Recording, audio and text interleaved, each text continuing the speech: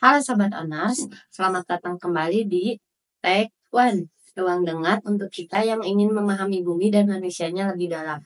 Saya Fitriani, dan hari ini kita akan berjalan bersama dalam sebuah cerita yang tidak hanya soal bencana, tapi bagaimana bumi saling terhubung melalui krisis. Kita akan menelusuri rangkaian bencana alam yang melanda Israel. Bukan hanya satu, tapi 3 sekaligus.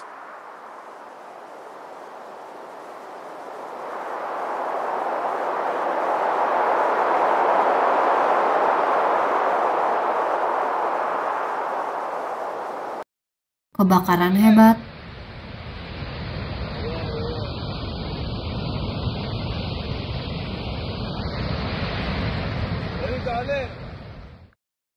Badai pasir.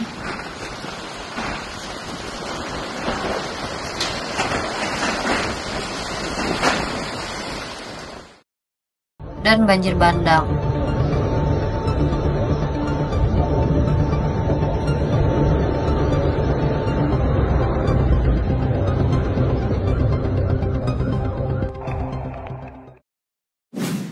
Semua terjadi dalam rentang waktu yang berdekatan.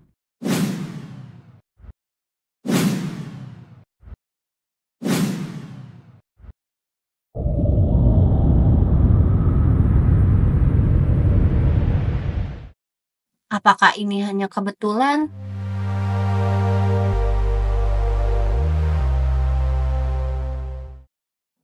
Atau sebenarnya alam sedang mengirimkan pesan penting kepada kita?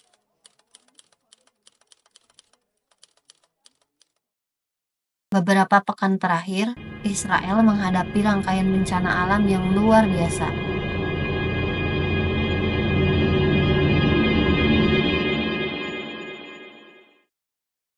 Pertama, api membakar wilayah pegunungan Yerusalem. Ribuan hektar hutan terbakar.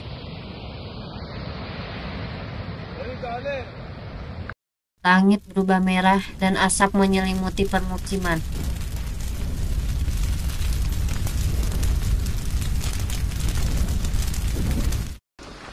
Tak lama berselang, badai pasir menerjang.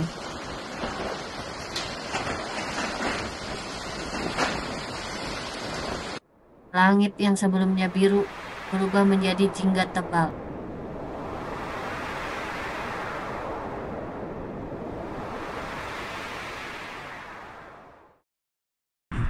Warga harus tinggal di dalam rumah.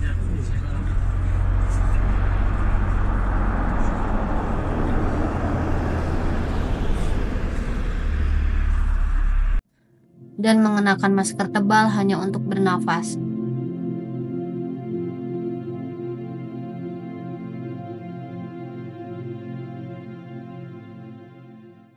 Kemudian, hujan ekstrim datang. Begitu deras, begitu tiba-tiba, hingga memicu banjir bandang di beberapa kota besar. Bayangkan, dalam beberapa hari saja, sebuah negara dihantam dari 3 arah sekaligus.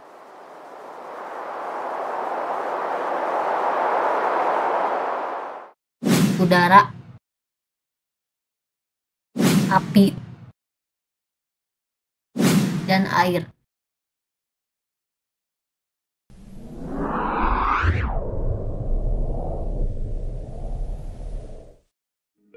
Kebakaran hutan besar-besaran terjadi di wilayah perbukitan Yerusalem, Israel.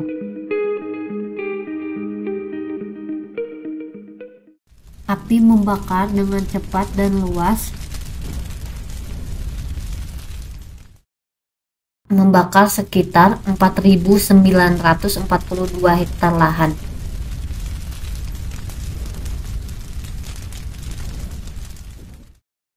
Otoritas pemadam kebakaran dan penyelamatan Israel bekerja tanpa henti hingga akhirnya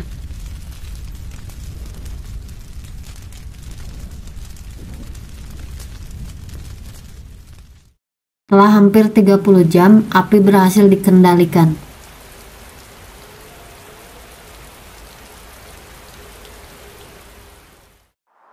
Pada hari Kamis, 1 Mei 2025. Pemerintah Israel langsung menetapkan situasi ini sebagai darurat nasional.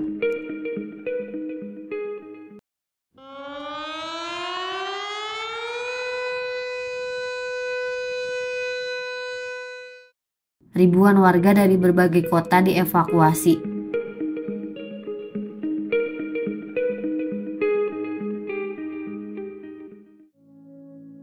Beberapa jalan raya utama di wilayah tengah Israel ditutup.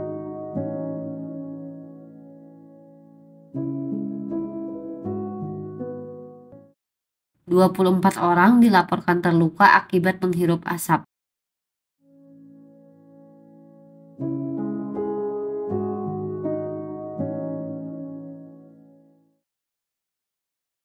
Belas diantaranya adalah petugas pemadam kebakaran yang mengalami cedera saat menjalani tugas.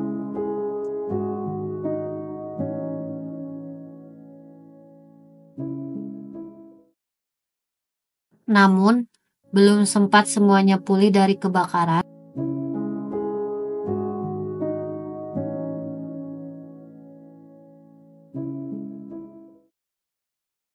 Bencana lain datang menghantam.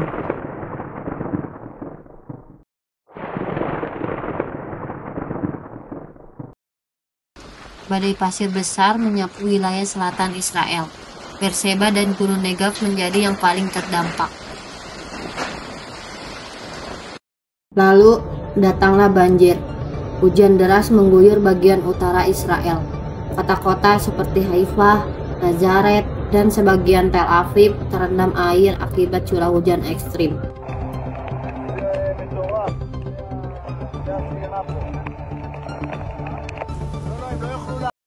Banjir bandang melanda beberapa wilayah, memaksa evakuasi tambahan dan menutup akses jalan utama. Dalam waktu kurang dari sepekan, Israel dihantam 3 bencana ekstrim. Kebakaran hutan,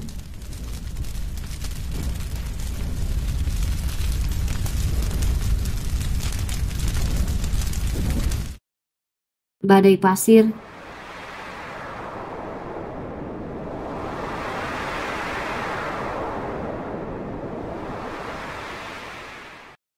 dan banjir besar.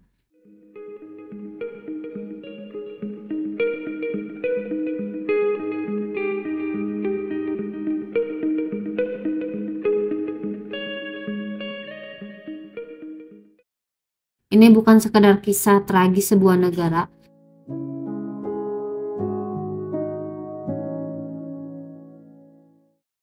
Ini adalah peringatan bagi dunia.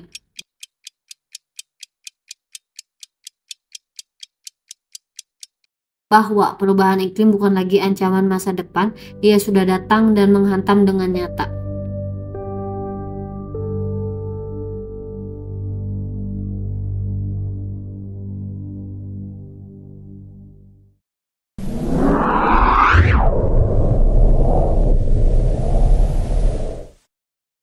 Menurut Yuval Rosenbach dari Division Institute of Science,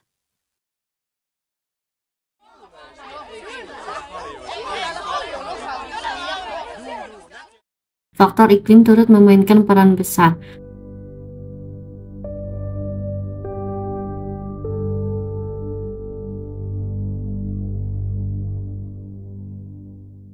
Suhu yang terus meningkat mempercepat pengeringan lahan dan tumbuh-tumbuhan.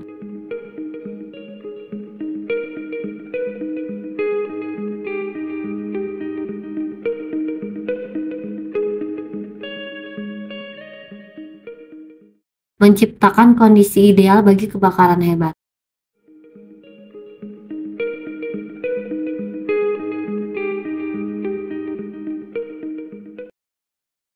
Namun, faktor lingkungan ini tak berdiri sendiri.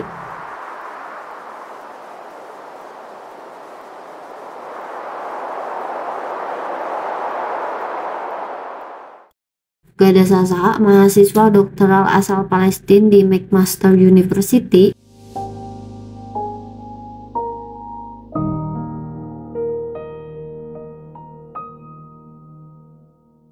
menyebut adanya dimensi politik dalam krisis ekologi di Israel.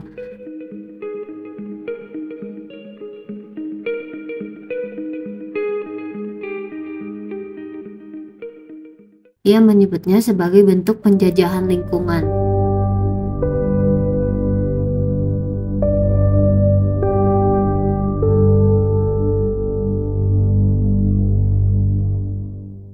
Gada Sasa berpendapat bahwa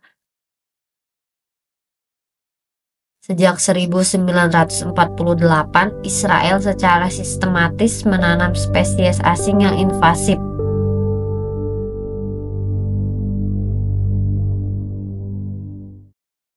Tanaman seperti Pinus Eropa dan Eucalyptus Australia.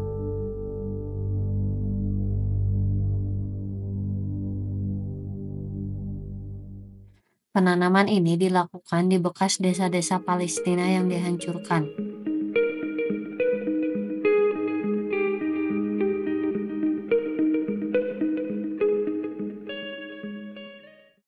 Selain sebagai penghijauan, ini juga berfungsi mencegah kembalinya warga Palestina ke mereka.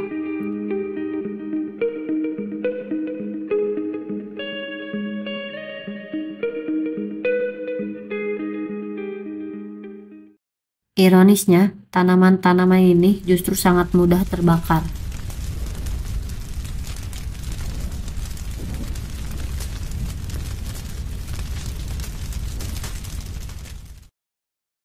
Maka kombinasi ini menciptakan bom waktu ekologis.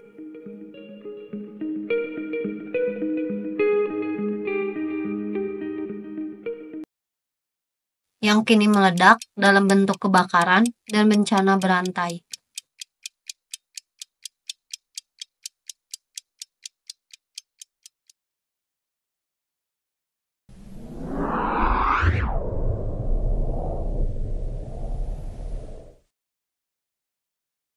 Kebakaran disusul banjir ekstrim yang melanda wilayah utara dan tengah Israel, menyebabkan kerusakan besar pada infrastruktur.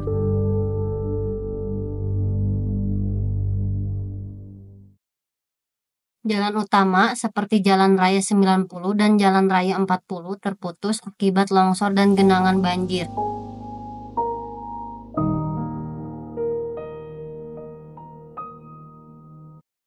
Puluhan kendaraan terjebak, sistem transportasi publik lumpuh, dan pemadaman listrik terjadi di berbagai kota.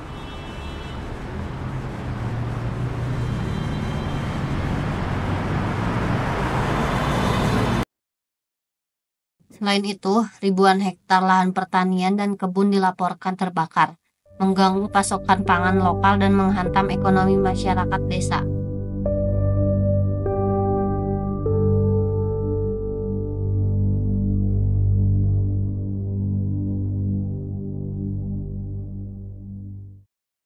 Dalam laporan terakhir, sedikitnya 23 orang mengalami cedera.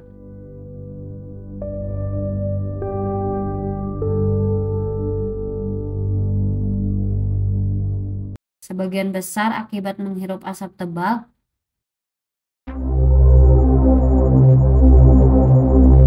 Di antaranya, 17 petugas pemadam kebakaran terluka saat berjibaku di garis depan pemadaman api.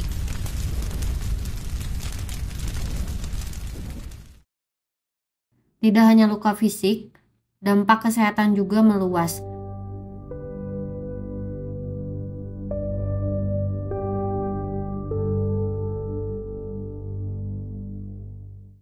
Kualitas udara menurun drastis akibat asap kebakaran. Hal ini memicu gangguan pernapasan akibat asap kebakaran.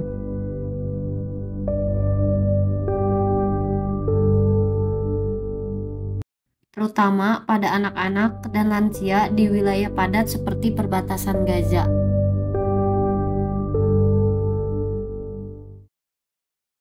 Kerugian awal diperkirakan mencapai 450 juta shekel atau sekitar 1,9 triliun.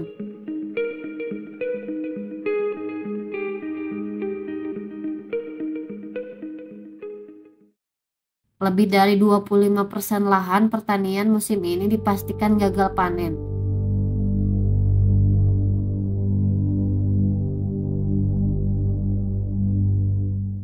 Masyarakat desa yang menggantungkan hidup dari pertanian kini kehilangan mata pencahariannya.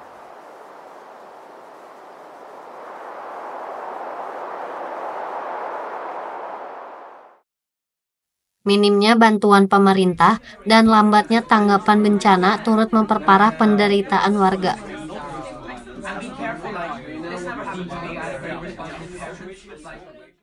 Banyak pengungsi yang mengeluh karena tenda-tenda darurat tak kunjung datang. Sementara mereka kehilangan rumah, pekerjaan, dan keamanan.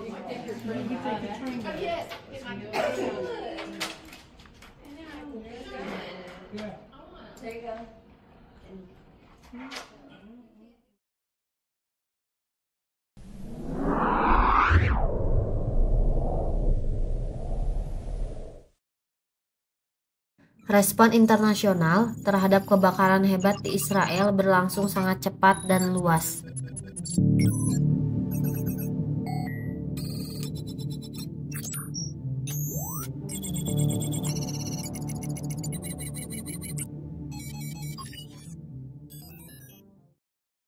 Pemerintah Israel melalui Menteri Luar Negeri Gideon Sa'ar melakukan negosiasi intensif dengan lebih dari selusin negara.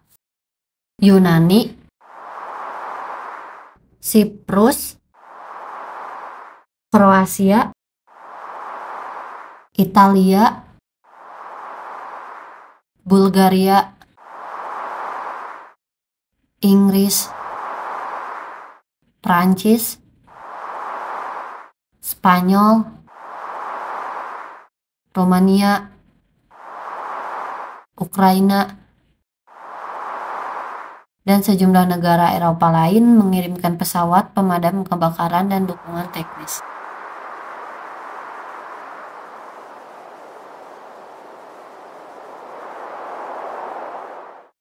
Selain bantuan udara yang diberikan,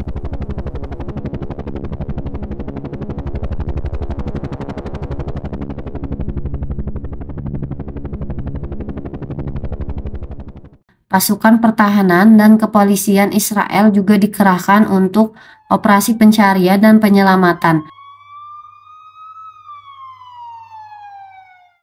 Presiden Israel Isaac Herzog menyampaikan apresiasi atas dukungan internasional selama masa krisis ini.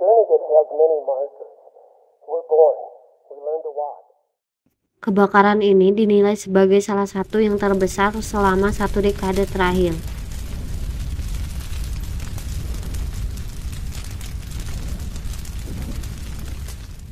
Israel menyatakan status darurat nasional dan mengerahkan seluruh sumber daya untuk mengendalikan api.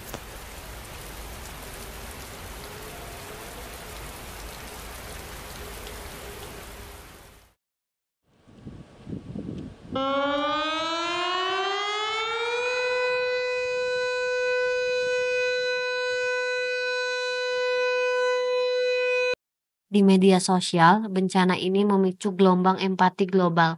Banyak pengguna mengungkapkan solidaritas dan doa bagi korban.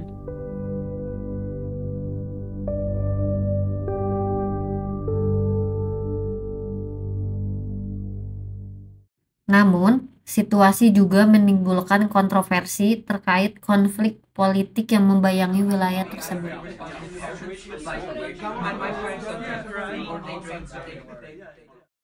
Perdebatan di platform digital mencerminkan ketegangan antara empati manusia dan kritik atas kebijakan politik Israel.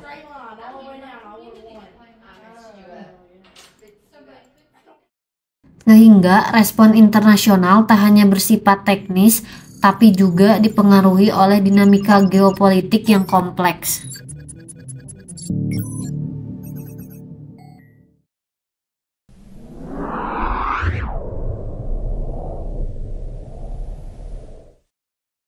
Reaksi masyarakat global terhadap bencana alam di Israel ternyata sangat beragam.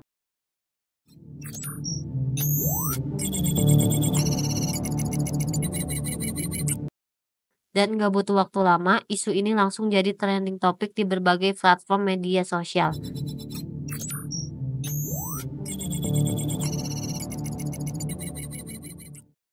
Mulai dari X, TikTok, sampai Instagram.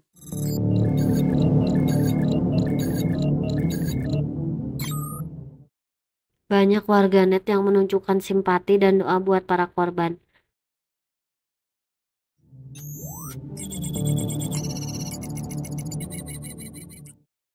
Mereka mengutuk luasnya dampak kebakaran.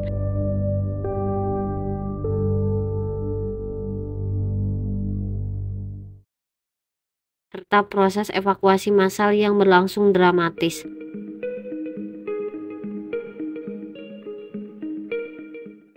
Tapi di sisi lain muncul juga narasi yang cukup kontroversial. Sebagian netizen menganggap ini sebagai bentuk hukuman atau karma atas kebijakan Israel terhadap Palestina.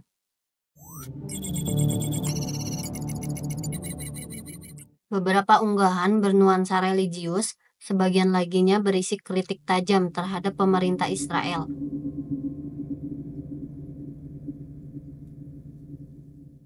Ada juga yang menyesalkan ketika otoritas Palestina sempat menawarkan bantuan pemadaman kepada Israel.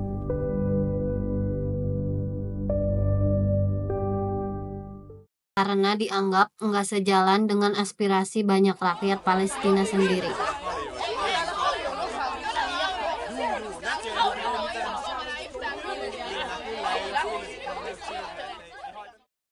Pandangan publik terhadap bantuan internasional pun ikut terbelah.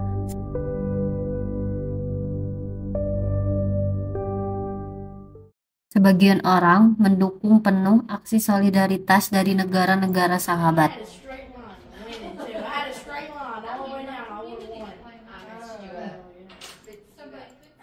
Seperti Italia, Kroasia, dan Prancis. Mereka menyebutnya sebagai bentuk kemanusiaan universal.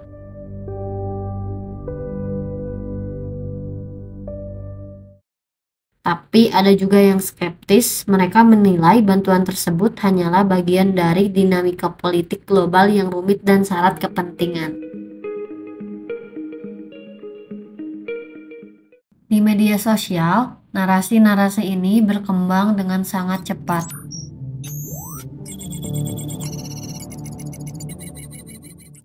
Kadang bukan lagi soal fakta, tapi emosi, keyakinan, bahkan luka lama yang ikut terbawa.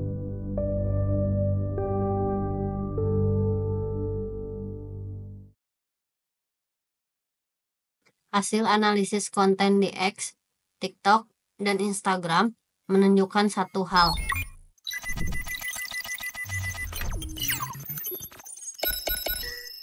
Video dan foto bencana memang beredar luas.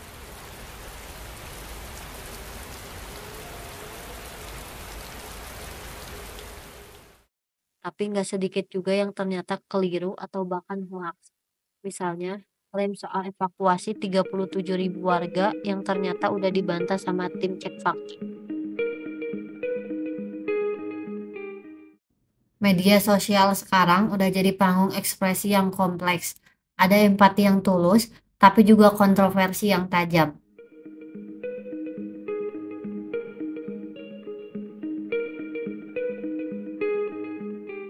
Beberapa komentar mencerminkan spektrum yang luas banget, dari yang penuh kemanusiaan sampai yang menyimpan kemarahan. Ada yang bilang, belum seberapa kok dengan kepedihan rakyat Gaza. Lalu ada juga yang nyeletuk, semoga hangus sampai gedung pemerintahan Israel, amin. Tapi nggak sedikit juga suara yang coba menenangkan.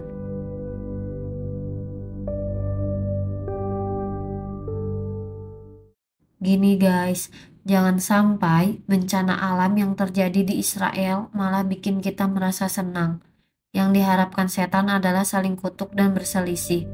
Kita cukup mendoakan agar bencana yang mereka alami dapat menjadi lantaran untuk mereka introspeksi diri. tanpa mengurangi simpati terhadap korban kekejian Zionis Israel. Apa yang terjadi di Israel saat ini adalah bencana alam atau kelalaian manusia yang terjadi juga di tempat-tempat lain seperti Amerika Serikat, Australia.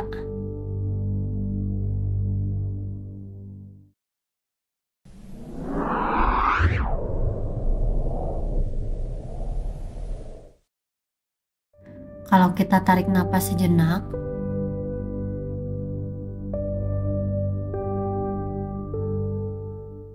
dan coba lihat semua ini dengan lebih jernih,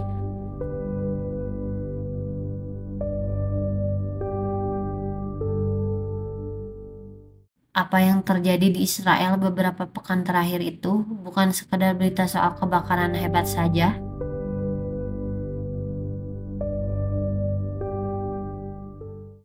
tapi pengingat bahwa alam bisa bicara dengan caranya sendiri.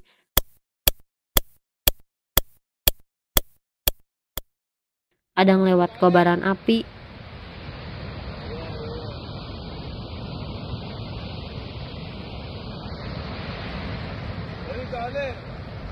kadang lewat badai,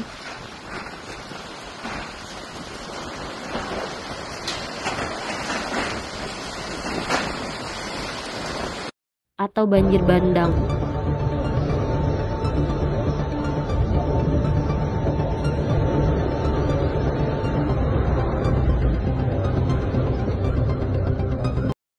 Dan ketika itu terjadi, siapapun bisa terdampak.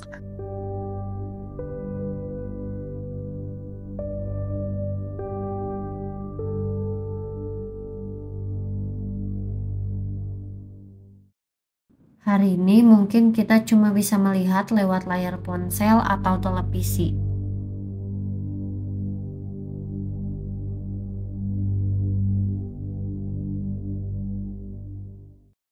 Tapi bukan berarti kita nggak terhubung, karena planet ini, rumah ini, tetap satu.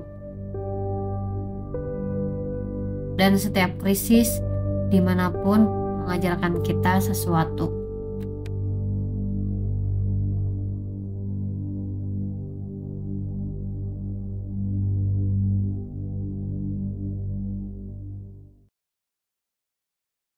Bencana itu memang menyakitkan,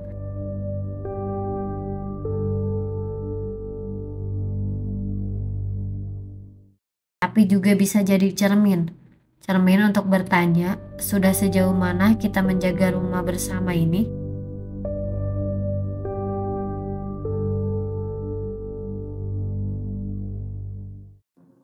Sudah seberapa peduli kita sama sesama, terutama yang gak pernah kita temui.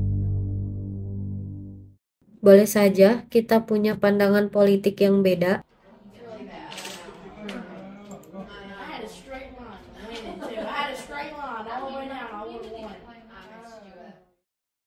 boleh juga menyimpan luka sejarah,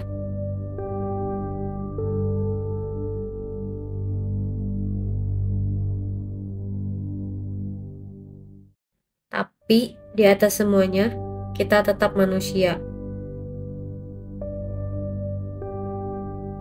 Dan tugas kita yaitu tadi, tetap peduli bukan cuma saat bencana datang, tapi juga saat dunia tampak baik-baik saja.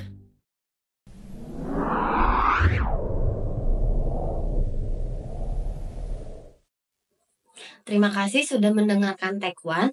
Terima kasih juga karena kamu sudah peduli. Sampai jumpa di episode selanjutnya. Tetap buka mata, buka hati, dan jangan pernah lelah jadi manusia yang peka.